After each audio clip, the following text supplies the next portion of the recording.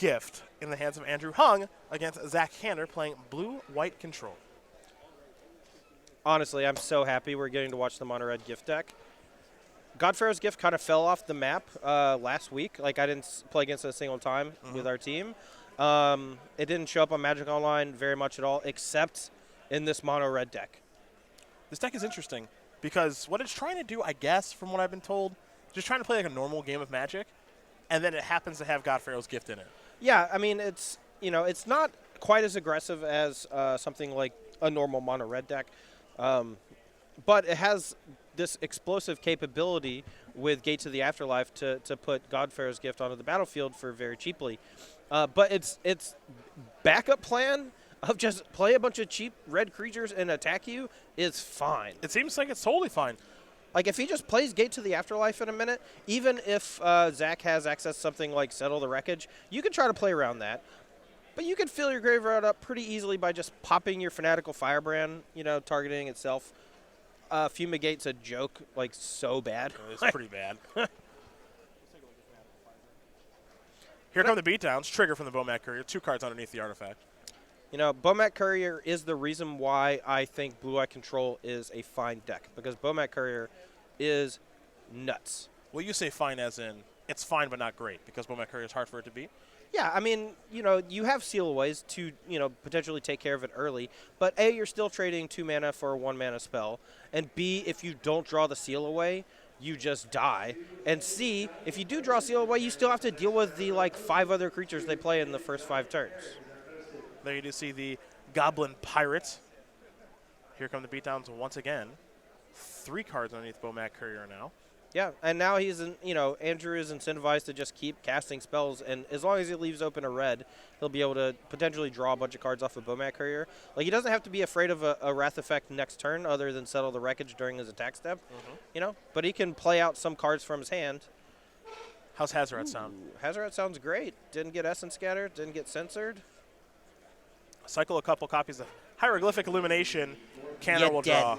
This is bad news for blue-white control. There's the 4th land. Yeah, well, here's the dance. This is the Settle the Wreckage turn. Okay. They don't have Hieroglyphic Illumination because they cycled 2 of them.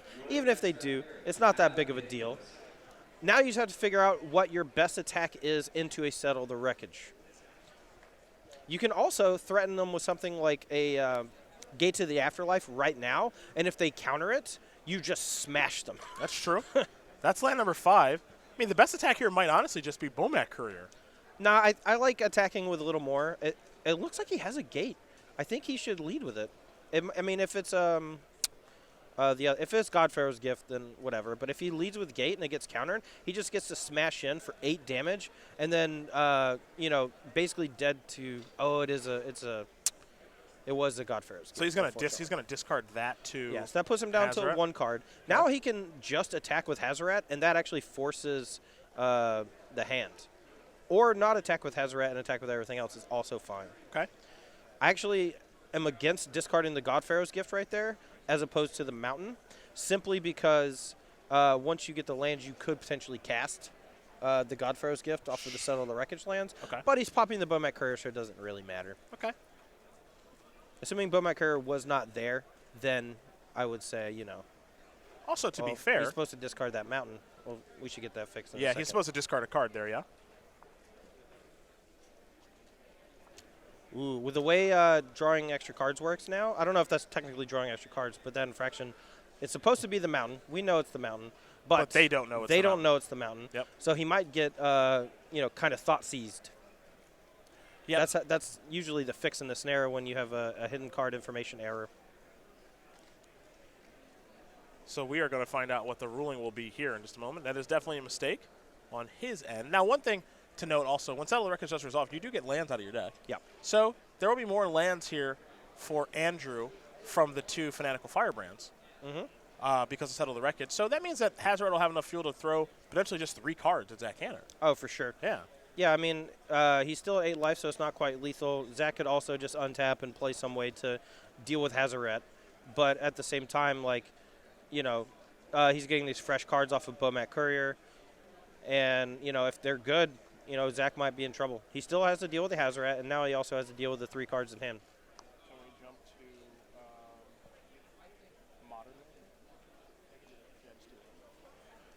Well, while this ruling gets figured out, we're going to jump over to our modern match really quick. A little live look in if we can. No sense in staring at those players. Someone is, oh boy. Oops. Well. Should I pick a different one? No, we should. I mean, this game is over. We can, it's fine. Right. This is better than watching a judge call. Right. I'm going to watch Paul do his thing with Storm against Faustino. And this is very bad for Mono Green Tron. Yeah, I mean, whenever you get to untap with a single mana reduction creature like Baral Chief of Compliance or Goblin Electromancer, the game's usually over. How about 3 of them? But 2 or 3, there's no way you should fizzle. He's got a Remand in the graveyard he can cast as well.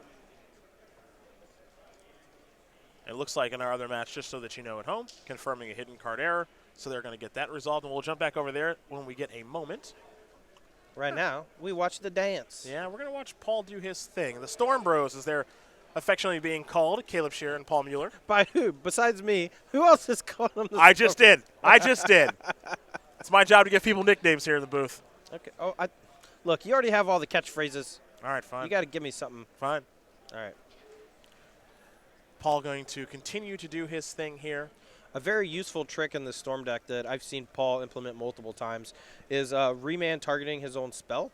When you have Baral Chief of Compliance in play, not only do you basically cycle the Remand, you also get to loot with his ability because it's technically countering the spell. It's true. And that is useful information to have as a Storm player when you have excess mana but not enough stuff to actually go off.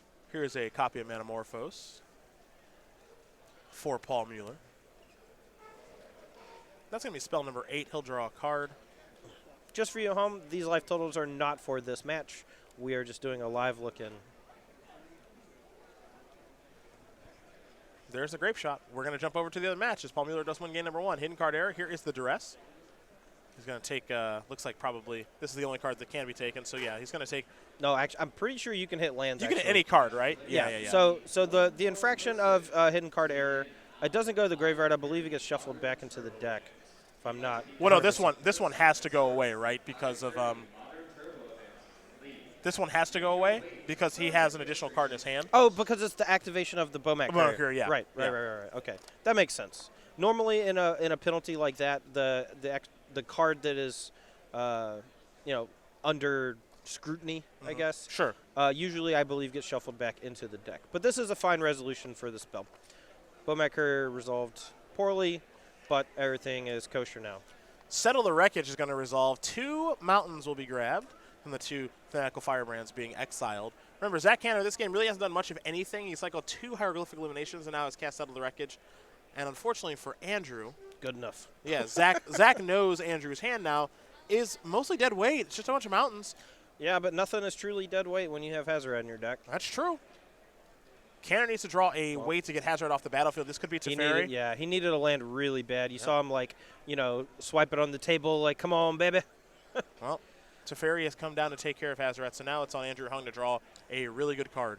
He has a ton of creatures with haste that can just take care of Teferi. I believe if he had one, he would have played it immediately and killed Teferi. So let's see what he drew. Skirk Prospector. Not what the doctor ordered. The one you want. Skirk Prospector can be very explosive in this deck, but it is not great right now. Teferi is going to go up. Canner will draw a card. Might as well go up. Can't go anywhere else. That's true. Where are we going now? This is a Hieroglyphic Illumination. Draw 1 and 2. Again, Hieroglyphic Illumination is an instant, but it's important to use your mana with Teferi since he will let you untap at the end of turn. That's exactly what will happen here. He only untapped 1. I'm a little surprised by that. Did have the ability to untap 2. I'm surprised he wouldn't untap 2. Don't got to play around days. Probably just has disallow. He's like, whatever. This one. Probably targeted the mountain from Andrew's side as a joke. Here's an attack for 1 with old Skirky. Sure, man. That happens. Yep. Teferi down the 1. Pass the turn back. That was a bad Bomat Courier. It would have been a very good Bomat Courier. Yeah, just didn't hit the right cards. Yep. Teferi going to go up. This will be a copy of Search for Escanta. Transform. I can't do the transformer noise or I would right now. How is that? Is that good? Did I get it right? Who do we need? Not LeVar Burton. Who's the guy from Police Academy that does all the I don't. I know who you're talking about. special I don't know effects? who it is though. Something Winslow. Yeah, but that's his name in the movie, right? Not his actual name. knows? Someone will tell us on Twitter. Yeah. Things are getting bad here for For Andrew sure. Hung. I'm pretty sure Zach also has a cast out in hand to deal with the Hazoret next turn, but at the same time, probably also has a counterspell. The game's gone pretty long now. He's resolved Hieroglyphic Illumination. Another copy of Settle the wreckage on a Skirk Prospector. Apparently, it is Michael Winslow, not to be confused with Eddie Winslow. Yeah, from Family Matters. There you go. Here's Did I Hazoret. do that? You did no, not. You didn't. Disallow will counter Hazoret. Yep. All right. Well, Andrew has the ability here to peel, like, Gate to the Afterlife or something. Also, notably, Andrew actually chose to sacrifice the Skirk Prospector instead of getting a free land. He wants it in the graveyard. He wants it in the graveyard. He's trying to get up to 6 creatures so that he can turn on Gate to the Afterlife. Let's see what comes here for Canner. Looks like another copy of Search for Escanta. Keep in mind, the first Search for Escanta just transformed into Escanta the Sunken Ruin. Teferi's going up. Draw a card. Yep. The cool thing about Teferi's untap ability as well is that you can activate Escanta the Sunken Ruin and then end of turn untap it. So you actually get 2 activations out of it potentially. Zach's so far ahead here that he's not going to bother doing that. Just basically going to hold up a bunch of mana, try to find his win conditions, make sure he can cast all spells. For Andrew Hung, does he have anything good to do this turn? Well, it's got 2 lands and a rando. Was that a walking ballista? That's a big old ballista. This is 10 mana? Yep. How does this sound? I believe it's Essence Scattered coming in. Maybe not. Maybe he used that on the Hazoret. I saw an Essence Scatter earlier. He will start by activating Escanta. Reveals Disallow. Reveals Disallow before looking at the 4th card. That's done. That's the one we needed. Okay. Starting to be a runaway here. This is the appeal to blue-white. You've got Escanta, which can control your draw steps in the early stages and then transform and help you find your relevant cards. And when Teferi's on the battlefield, it feels like for 2 or more turns, it just seems like it's insurmountable. Yeah, I mean, Andrew had the 1 turn basically to draw the a haste creature to kill the Teferi when it was at 1. Either one of his Fanatical Firebrands or another Bomat Courier, a Walking Ballista. All these cards, Hazoret, all these cards would have been good enough. Unfortunately, his draw was a Skirk Prospector, which looked pretty bad. Didn't look great, unfortunately. Did not look great. Ooh, we getting rowdy up in here. I like getting rowdy. Yep. Discard a couple cards. Chain Whirler among them. Yeah, he could have drawn Chain Whirler that turn, too, to kill Teferi. He had so many hits. Yeah, he did. There's Hazoret. That's a good one. Well, 2 Settle the Wreckages have been cast. Do you think he's on the 3rd one? Honestly, I don't know. That's what you got to ask yourself. He could have Torrential Gearhulk. He could have a number of things. How many settles we got in there? Looks like he has 3 Settle the Wreckage, which is fairly common for this deck at this point. He's also on the 3 Fumigate, 3 Settle the Wreckage split. Looks like we're going digging with Escanta. Disallow? Yep. I assume this is still in response to the Hazoret, and he was just tanking. There is some value to letting the Hazoret resolve and then using the Escanta after an attack is declared if you need to try to hit Settle, because they won't attack with it basically if they know you have Settle. Sure. And if you reveal it before they declare attacks, like they're definitely not attacking. Yeah. Yep. It's a little bit of give and take, but Teferi going up 5. Teferi just feels so unfairy. I see what you did there. You know what? Were you saving that for a while, or No, it just came to me like a dream. Settle the Wreckage number 3? How much longer Andrew going to do this? Because this is a lot. Yeah. This is a lot to overcome when blue-white's doing this. Yeah. I didn't want to say it. I'll say it. This game's over. All right. Money in the bank. When you have Teferi and Escanta going, if blue-white doesn't win from there, then there's something wrong with their deck. Sometimes you just hit 4 lands in a row or whatever 4 times. It can happen. I don't know. It's not going to happen. He also has Teferi drawing cards. He only has so many lands in his deck. Is There's this in an Essence response Scab. to the Combat Celebrant? That's afterward, Okay, because I don't think he cares about that card at all. fair enough. Take a look at Search. Search will put the top card into the bottom. Excuse me, top card into the graveyard. As Teferi will go up. We know what you mean. It's okay. What win conditions we got here? Gearhulks? Torrential Gearhulk, basically it. No approach? Main deck? Nope. No approach to the second sun in this version. Do you like approach at all? As a Magic card, I hate it exists. As a win condition in Blue-Eye Control, it is certainly fine. Okay. I know a lot of people have been gearing towards Gearhulks and like Lyras and less approaches. So for the mirror matches, a card like Approach to the Second Sun is not very good. Let's just get that out there. Because, you would much rather your win conditions be things like Teferi or, Torrential Gearhulk, things that have alternate abilities besides winning the game. Okay. And in the mirrors, like, even Ibnu Revulet is probably more reliable and better than Approach of the Second Sun.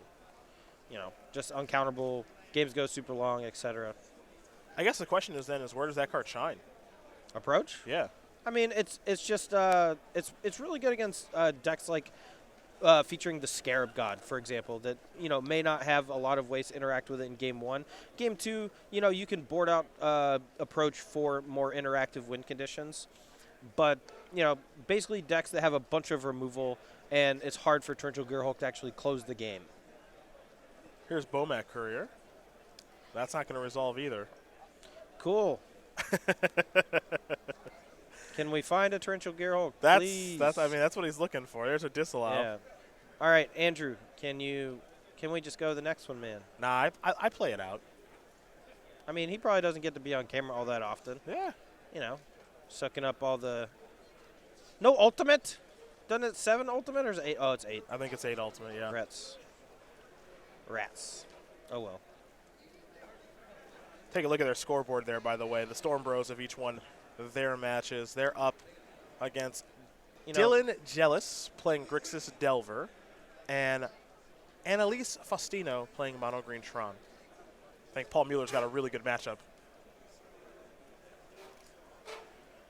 Disallow going to take care of the Walking Ballista. So, it's no surprise the Storm Bros are up a game.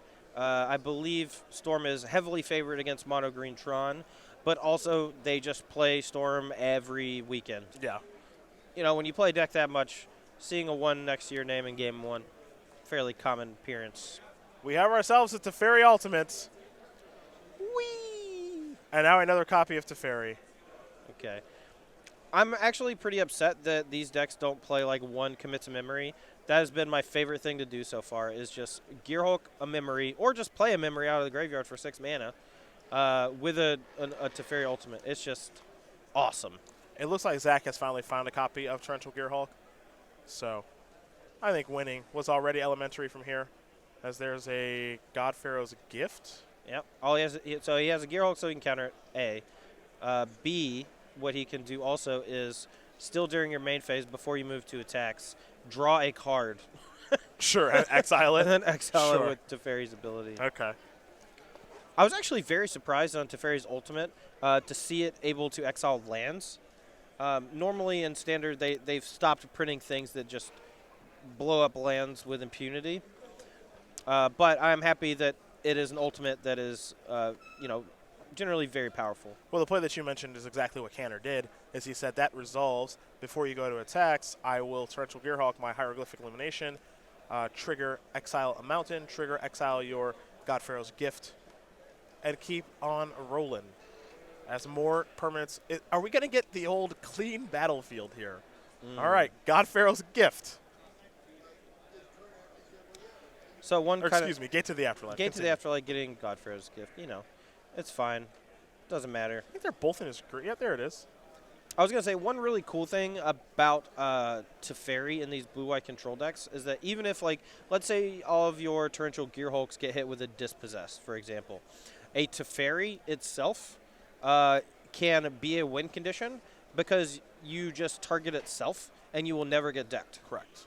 I did read about this, and that's actually a match. Someone won a match that way, which I think is pretty creative. Yeah, it's super cool. I love Teferi. It's such a cool card. And I'm Teferi's back. Yeah. I'm also glad that he, as a character, has returned. Let's just keep on keeping on. What is happening? Taking 5 more. Why? Hey, there's a no concession policy. Reed Duke doesn't concede. It's fine. Respect it. You know. Modern going to game 3. Mono Green Tron. Storm getting ready for a third one. Maybe a little surprise there. 5 more. And that is going to do it. Zach Canner is going to win game number 1 here over Andrew Hung. Blue-White Control up a game here over Mono Red Gift. These players will go to the sideboards. We will be doing the same in about 2 minutes. But first, a few words from our sponsors.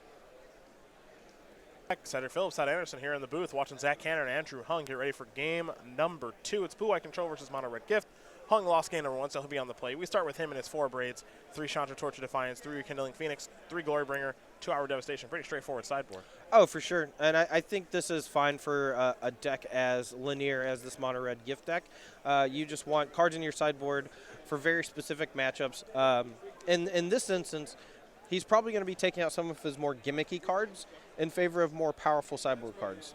So you're going to see more Chandra Torture Defiance, Rekindling Phoenix, and Glory Bringer come in here. Other side of things here for Zach Canner, 3 History of Benalia, 3 Lyra Dawnbringer, 2 Authority of the Councils, 2 Jace's Defeat, 2 Forsake the Worldly, an Hour of Revelation, a Commit to Memory, and a Negate.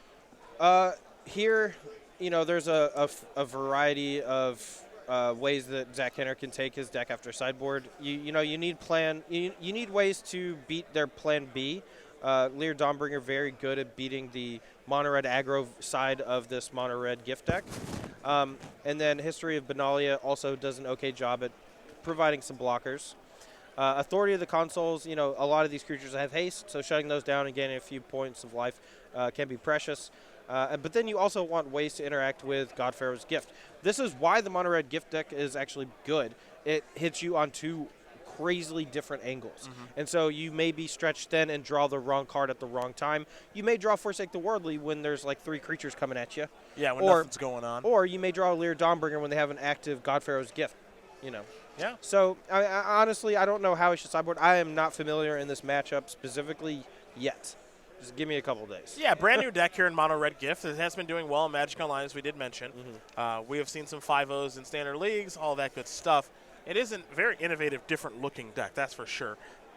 But, you know, Combat Celebrant, we have seen that deck we've seen that card do very well in Grand Prix, most notably in Grand Prix Seattle. Yep. Last month.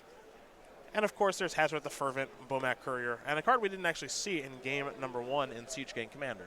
Yeah, I want that one to enter the battlefield.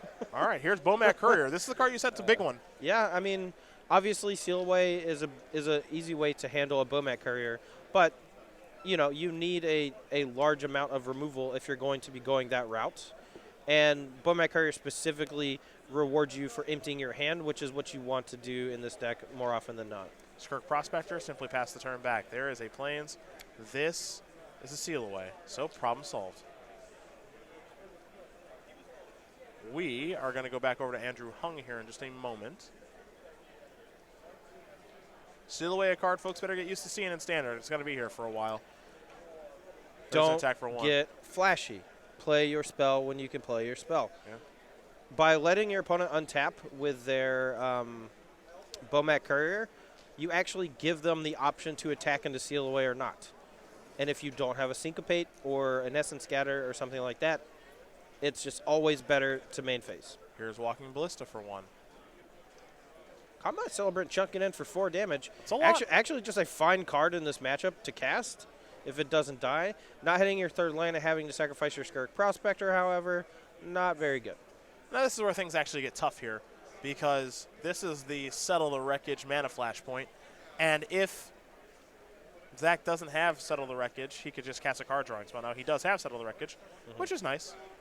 Yeah, I mean, it's still 1-for-1, but at the price of having to sacrifice that Skirk Prospector. You know, the problem with Settle the Wreckage and trying to play around it is that oftentimes you just give your opponent a window to just play a different spell. You know, draw 2 cards. Yeah, draw mostly. 2 cards, or even just cast out. You know, Yep. like if they don't have Settle and they just have cast out, you actually just give them a bunch of free life points So it's a very tough card to play around, and one that I think will be tough to play around for the next year and change. Gate to the Afterlife. That's a fine one. Now if he gets hit with a Settle the Wreckage, he can actually use Ballista to ping the Combat Celebrant, which will put both into the graveyard while also letting him loot twice and gain 2 life. There's Forsake the World, a card you felt was probably going to come in. Yep. And he doesn't have the requisite number of creatures in the graveyard or mana to activate it. However, going to knock Canner down to 8, so this mono red deck is kind of doing its thing, as Canner will cycle a Forsake the Unworldly. We're going to go back over to Andrew now. All right. He says, shrug his shoulders, I'll attack. Aha. There, Settle the Wreckage. Yeah, now that it's a little less appealing to use Walking Ballista on your own creature now because he doesn't have Gate to the Afterlife. The extra lands might come in handy for hard casting a Gate to the Afterlife, or sorry, a Godpharaoh's Gift in a turn or two. And he was a little light on mana, so this could help. That's kind of interesting, right, where he might actually want these lands because of something like Siege Gang Commander. You mentioned Godpharaoh's Gift, Walking Ballista. Yes. All that stuff.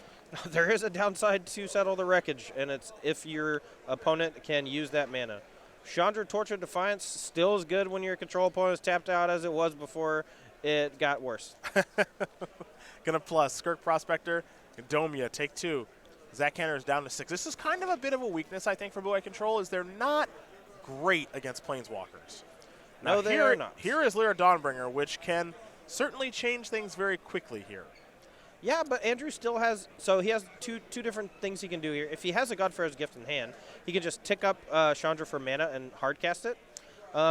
Also, if he doesn't have a use for that extra mana, he can also just tick up Chandra, cast the spell off the top of his deck or deal damage. And being at 6 means Lyra won't kill it this turn. Well, here's Siege Gang Commander. 3 goblins on the way with the commander. If he has a land to play, he can minus Chandra and throw a goblin at Lyra to take it down. Which would be pretty big. I don't think he has a land, though. Goblin tokens on Hold the on. way. We got a pile of Cedric Phillips tokens over here that we were gifted earlier. Let's run those over to the feature match area real fast. I hope all of my tokens don't die right away. Same. Combat Celebrants. Pass the turn back. Okay. Ooh, that's if he doesn't have a Gearhulk or a 6 land for Gearhulk Settle or another Settle, that Combat Celebrant plus Siege Gang Commander might be lights out. Well, this is interesting now because Zach Canner does have Torrential Gearhulk in his hand. Got a good look at it. But you mentioned land number 6, and I think he might be without it. Yeah, I'm pretty sure he doesn't have the 6th land.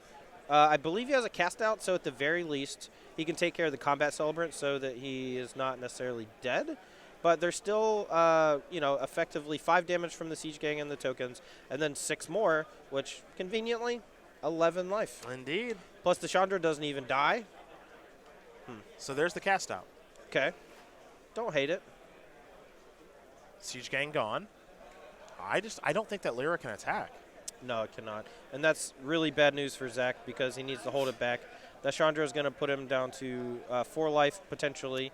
And Andrew also just has the option to cast the card off the top. Mm-hmm. See what the draw is here. So we head back over to Andrew. You can kind of see there are some very powerful red cards this deck can play. Oh, for sure. And I do love the fact that with CGN Commander, Walking Ballista, etc., you actually have a way to use all the extra lands you get from Settle the Wreckage. Yep. Plus it. All right, just a mountain. Zip. Down to 4 goes Canner. Unfortunately, the Combat Celebrant not really doing a whole lot against a Lyra on D. In the exchange, I believe he would gain 1,000,000 life. Approximately. Well, the nice thing that Combat Celebrant is doing is it's actually, I guess I would say it's kind of forcing Zach's hand to not attack.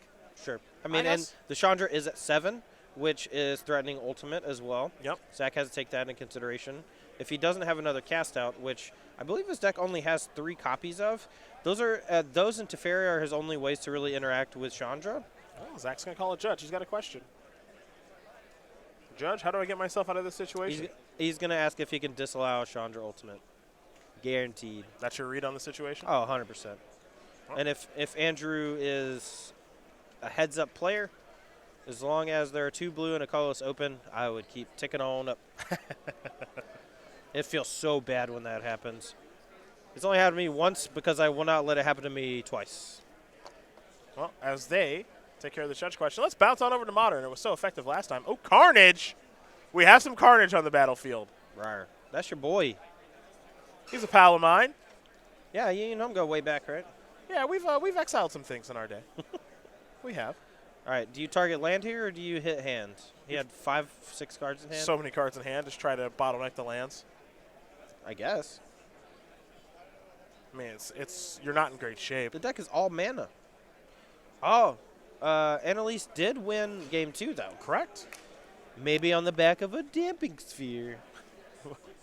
That we'll never know. Well, it wouldn't be in her deck because it shuts off all her lands. Wouldn't it? Hey, you never know.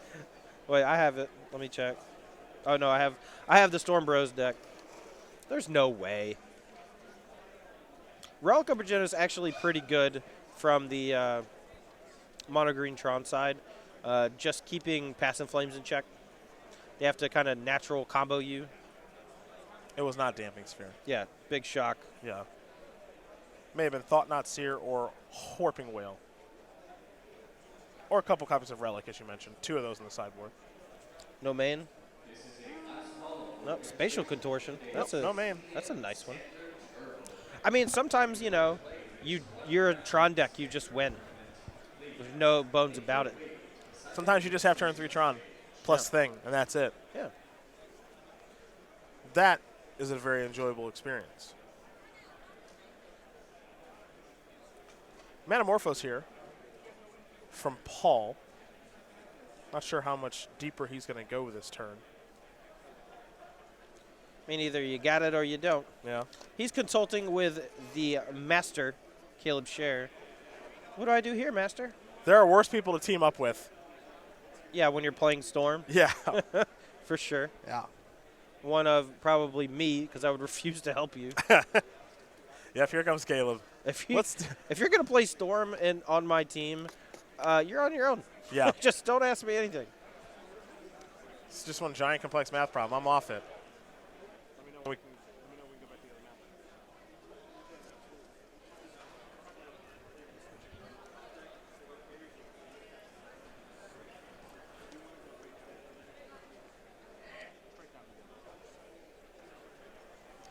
All right.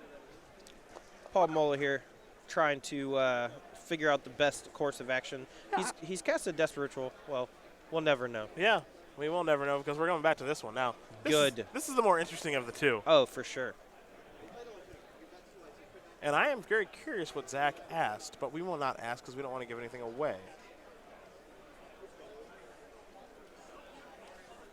If you are just jumping into this one like we are, there are 3 goblins from a CGN Commander, a Combat Celebrant, and a Chandra on 7 counters, along with 6 mountains on the battlefield there for Andrew Hung. He's a 20, sitting pretty. For Zach Canner up a game. 5 lands on the battlefield, 3 plains, 2 islands, along with a Lyra Dawnbringer, and a cast out that took care of that Siege Gang Commander, along with a Seal Away that took care of an early Bomac Courier. Ticked up. Played around it. Playing around Disallow. Nice one. Zach Canner going to fall down to 2. Andrew will pass the turn back. It's always a feel bad when, you know, you play around the thing and then you get immediately punished for it. But in this scenario, you know, you have Zach on the clock. He's at 2 life. He has to do something about the Chandra right now. You know, he attacks it for 5. Zach ended up drawing the 6th land for Torrential Gearhulk. So now he has access to settle the wreckage out of the graveyard, as well as a number of other things. It's a timely draw, though. For sure. I mean, he missed it for 2 turns. So. Yep.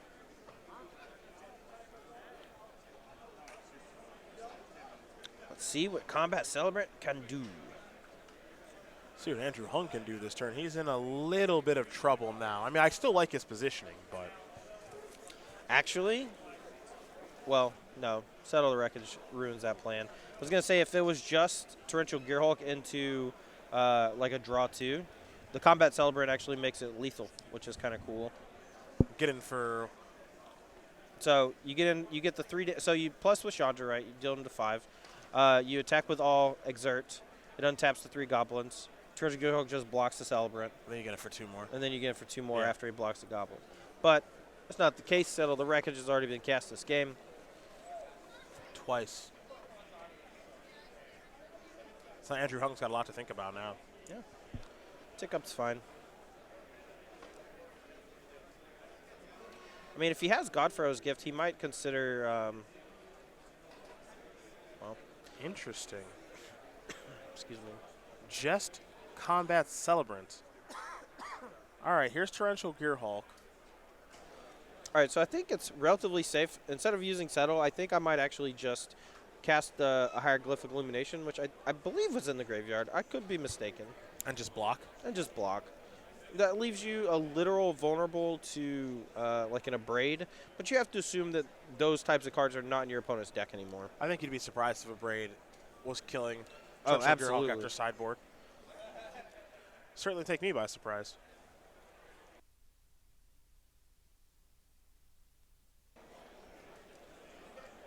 It's kind of interesting to see how quickly a lot of the SCG Tour grinders picked up blue-white control. It's a good deck. No, very good deck. So you saw Combat Celebrant attack and exert. So now plus deal 2 to you. Can he finish on this turn? He's moving pretty fast. Yep. Walking Ballista for 3. That was a beautifully played turn. Nice. That was a beautifully played turn. Dude, by that was- Andrew Hung. That was actually awesome. Yes, it was. He actually also exerted with the Combat Celebrant to get another combat phase. That's correct. Without attacking with the goblins initially. Super smart. Andrew Hung going to win game number 2 here over Zach Canner. Mono red gift. Well played. Blue-white control, getting ready for game number 3 off of the back of a very excellent play there by Andrew Hung. We'll come back 2 minutes, see if he can win game number 3. Now, of course, if Paul wins, well, we're all set.